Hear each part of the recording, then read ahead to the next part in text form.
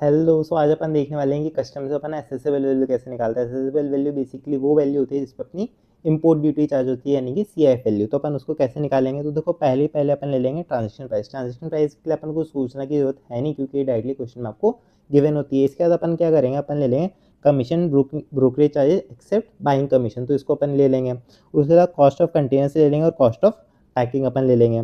इसके बाद अपन क्या करेंगे, कोई भी अपन ने मटेरियल्स, टूल्स, डाइज, कंपोनेंट्स या अदर आइटम्स अगर अपन ने फ्री ऑफ कॉस्ट या फिर रिड्यूस कॉस्ट पे अगर अपन ने सप्लायर को सप्लाई किया है, तो जितने एक्सटेंट तक अपन ने प्राइस को इंक्लूड नहीं कर रखा ट्रांजेक्शन प्राइस में, वो भी अपन यहाँ पे ऐड कर देंगे।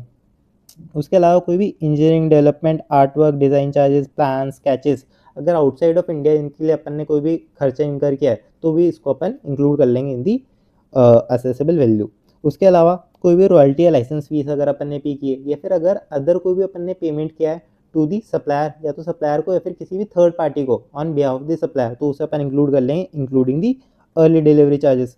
उसके अलावा कोई भी अपन ने सब्सिक्वेंट सेल या फिर यूज़ ऑफ इम्पोर्टेड गुड्स से अगर अपन को कोई भी पैसा मिला है और उसको अपन ने सप्लायर के साथ शेयर कर दिया, और वो भी as a condition of sale था, तो उसको भी अपन इंक्लूड कर लेंगे इन दी असेसेबल वैल्यू।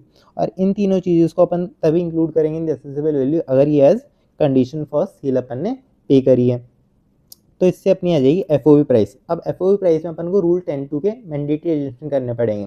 तो पहले तो अपन transportation, loading, unloading, handling charges up to the port of import, इन सब चीज़ों को ऐड कर देंगे। और अगर एयर फ्रेट इंकर किया अपन ने, यानी कि अगर अपन ने जो सामान मंगाया था वो अपन ने एरोप्लेन से मंगाया था, तो उस केस में ये charges up to 20% of the FOB से ज़्यादा नहीं जा सकते। 24% ऑफ द एफओबी से अगर ज़्यादा जा रहे हैं, तो जो एक्सेस है उसे अपन इग्नोर करते हुए चलेंगे। उसके अलावा अगर सपोज इससे रिलेटेड कोई भी इन्फॉर्मेशन आपको क्वेश्चन में दे ही नहीं रखी, तो ये जो एफओबी वैल्यू आपकी यही थी, इसका अपन 20% कर देंगे और इसी को अपन अपने ट्रांसपोर्टेशन चार्जेस मान लेंगे। उसके अलावा कोई भी शिप डीमरेज कॉस्ट अपन ने इंकर करी है, तो उसे अपन ट्रांसपोर्टेशन चार्जेस में इंक्लूड कर देंगे और उसे अपन ऐड कर देंगे इन दी असेसेबल वैल्यू। बट अगर कोई भी डीमेरेज कॉस्ट दे रखी है, यानी कि अगर शिप डीमेरेज कॉस्ट दे रखी है, तब तो अपन को ऐड करनी है। लेकिन अगर डीमेरेज कॉस्ट दे रखी है सिर्फ, तो उसे अपन को इग्नोर करते चलना है, उसे अपन को ऐड नहीं करना है। ये आपका बोनस स्टेप है फॉर दी एग्जाम्स। उसके अलावा कोई भी ट्रांसशिपमेंट कॉस्ट अगर अपन ने इंकर करी, या फिर अगर अपन ने अदर कोई चार्जेस अपन ने इंकर किए at the port of import, तो उसको भी अपन को एक्सक्लूड करते हुए चलना है, उसको अपन को इग्नोर करते हुए चलना है बिल्कुल। उसके अलावा कोई भी अपन ने इंश्योरेंस पे किया है, तो इंश्योरेंस की कॉस्ट को भी अपन को इंक्लूड करना है। और अगर इंश्योरेंस के रिगार्डिंग इन्फॉर्मेशन आपको क्वेश्चन में अवेलेबल नहीं है, तो 1.125% ऑफ दी एफओबी को अपन as cost of insurance consider कर लेंगे। इसी से अपनी सीआईएफ वैल्यू यानी कि असेसेबल वैल्यू आ जाएगी। बोनस स्टेप आपको यहाँ पे दे रखी है, इसको आप जरूर से रीड कर लेना। मिलते हैं अगली वीडियो में, तब तक के लिए जय हिंद, जय भारत।